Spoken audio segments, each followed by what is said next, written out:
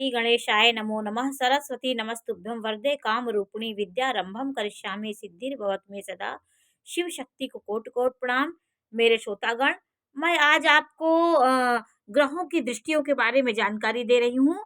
कभी कुंडली में आपको गुरु की दृष्टियों के बारे में बताया जाता है कि गुरु पांचवी दृष्टि से इस भाव को देख रहा है, सातवीं दृष्टि से ये देख रहा है, नवीं दृष्टि से ये देख रहा है। तो आप गुरु की दृष्टि को कैसे समझेंगे, शनि की दृष्टि कैसे समझेंगे, ये सब बारे में भी आपको जानना बहुत ज़रूरी होता है। तो इसको आप भी समझिए कि गुरु की दृष्टि एक अमृत दृष्टि होती है। वो जहाँ दृष्टि डालता है वहाँ उस भाव के फल को वो 10 गुना बढ़ा देता है, वहाँ शुभ दृष्टि देता है, वो भाव शुद्ध हो जाता है। यदि पापी ग्रह भी बैठे हों, अगर शुभ ग्रहों की दृष्टि है तो वो भाव अमृतमय दृष्टि उसकी हो जाती है। और शनि की दृष्टि तीसरी, सातवीं और 10वीं दृष्टि होती है। गुरु की देखिए जहाँ बैठता है उस घर से गिनना चाहिए। उसकी पांचवी दृष्टि, सातवीं दृष्टि और नवीं दृष्टि होती है। किस दृष्टि से देखता है। और शनि की दृष्टि तीसरी, सातवीं और 10वीं दृष्टि होती है। मंगल की चौथी दृष्टि, आठवीं दृष्टि और सातवीं दृष्टि होती है। राहु पांचवी दृष्टि से देखता है, सातवीं दृष्टि से, नवीं दृष्टि से। और 3 ग्रहों की एक एक दृष्टि होती है। बुध की भी एक दृष्टि होती है, सातवीं दृष्टि।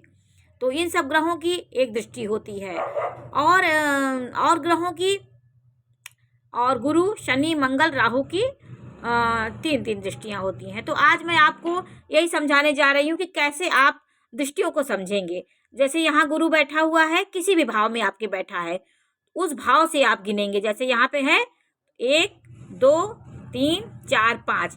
पांचवी दृष्टि से पंचम भाव को देख रहा है, और सातवीं दृष्टि से सप्तम भाव को, और नवीं दृष्टि से नवम भाव को देख रहा है। जहाँ बैठेगा वहाँ से आपको गिनना है।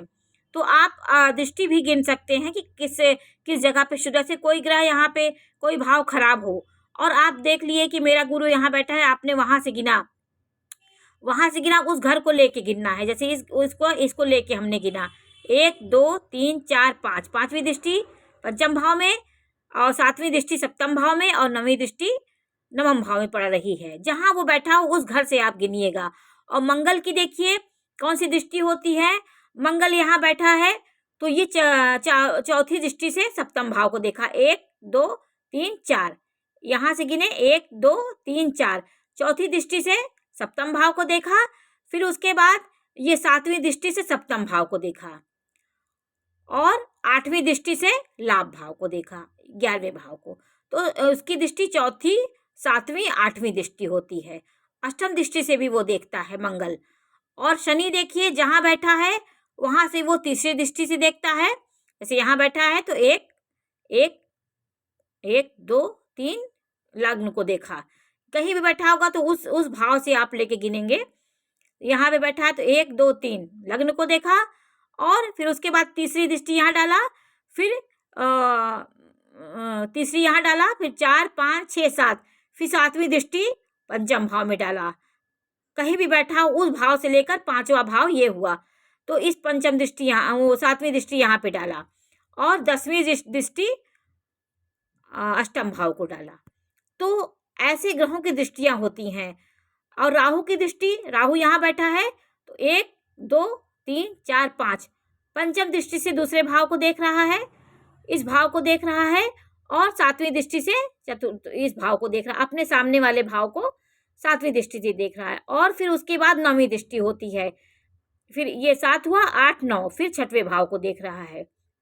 और चंद्रमा की एक दृष्टि होती, सातवीं दृष्टि होती है, सप्तम भाव, सीधे अपने सातवें घर को देखता है। और सूर्य की भी सातवीं दृष्टि होती है, बुध की भी सातवीं दृष्टि होती है, शुक्र की सातवीं दृष्टि होती है। केवल गुरु की, मंगल की, राहु की और शनि की, इनकी 3-3 दृष्टियां होती हैं।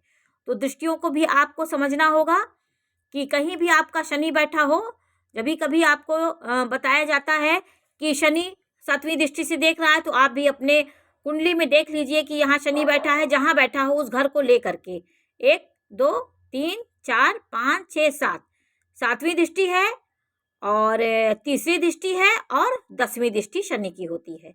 गुरु की पांचवी दृष्टि, सातवीं दृष्टि, नवीं दृष्टि, और राहु की पांचवी दृष्टि, सातवीं दृष्टि और नवीं दृष्टि, मंगल की चौथी दृष्टि, सातवीं दृष्टि और आठवीं दृष्टि होती है। तो इसको भी आप समझिए।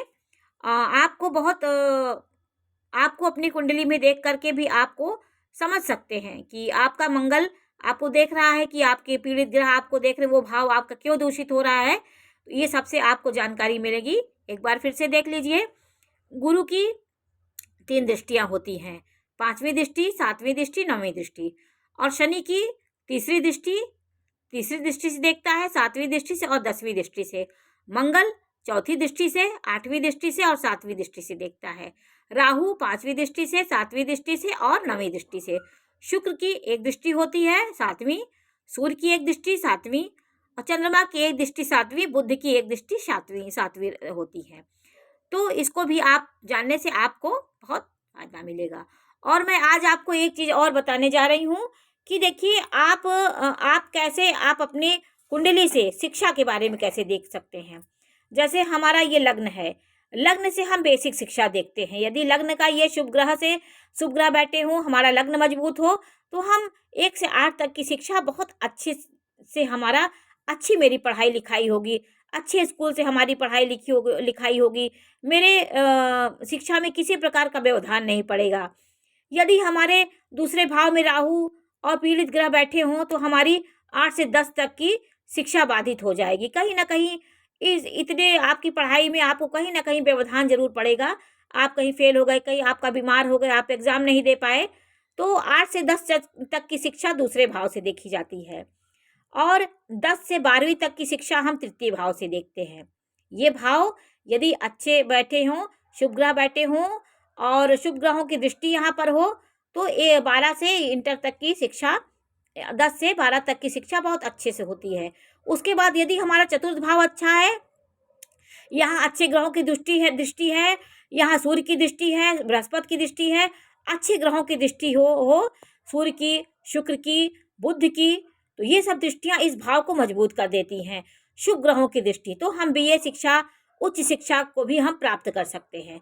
तो यहाँ तक कि सब शिक्षाओं में ये 3 भाव में हम शिक्षा देख सकते हैं। और हमारे पंचम भाव, तो आप जानते हैं विद्या, बुद्धि, ज्ञान को देखा जाता है। हम पढ़ाई तो कर लिए, लेकिन अपने ज्ञान को कैसे हम प्रसारित करेंगे, कैसे हम समाज के सामने लाएंगे, क्या करेंगे, ये पंचम भाव बताता है। हमारी विद्या बुद्धि की लेवल बताता है कि हमारा ज्ञान कितना होगा, हम कितने बुद्धिमान हो गए। आपने डिग्री तो ले ली, लेकिन आप कितने बुद्धिमान हैं, आपने शिक्षा कैसे प्राप्त की, ये हमारा पंचम भाव बताता है। और इस 6वां भाव ये कंपटीशन का होता है, आपके शत्रुओं से कंपटीशन हो, चाहे अपनी शिक्षा में कंपटीशन हो। और 7वां भाव व्यापार का होता है, जो मैंने बताया था कि पार्टनर का होता है, व्यापार का, इसे साझेदारी को देखा जाता है। और ये गूढ़ विद्या का भाव होता है 8वां भाव। आप इन विद्याओं के बाद भी कोई विद्या आप प्राप्त किए, जैसे ज्योतिष किए, तंत्र मंत्र, जो भी आप गुड़ विद्या का ज्ञान, गुड़ रहस्य का ज्ञान करने के लिए 8वें भाव को देखा जाता है। आपका धर्म कर्म कैसे होगा, ये 9वें भाव से पता चलता है। रोजगार आप किस प्रकार का करेंगे, कैसा आपका रोजगार होगा, ये 10वें भाव से निर्धारित किया जाता है। और आप रोजगार में लाभ कितना प्राप्त करेंगे, ये हमारा लाभ भाव बताता है। और फिर उसके बाद आप खर्च किस तरह करेंगे, आप लाभ तो प्राप्त कर लिए, आप खर्च, आपका ज़्यादा खर्च करने वाले होंगे कि कम खर्च करने वाले, आपका खर्च कैसे होगा, जितना खर्च होगा उतना लाभ होगा, ये सब बारे में जानकारी हम प्राप्त करते हैं। तो आज हमने आपको इसके बारे में बताया। नमस्कार।